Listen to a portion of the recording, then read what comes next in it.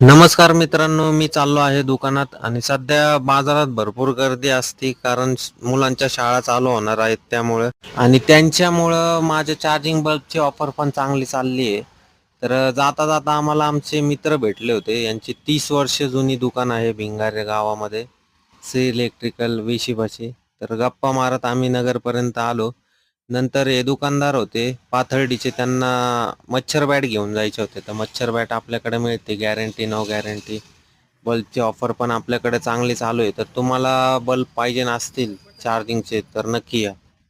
तर आपल्याकडे डेकोरेशनवाले मित्र आलते, तर त्यांना हा जो शिंपला आहे तो ऑटोमॅटिक करायचा होता रिमोट कंट्रोलवर.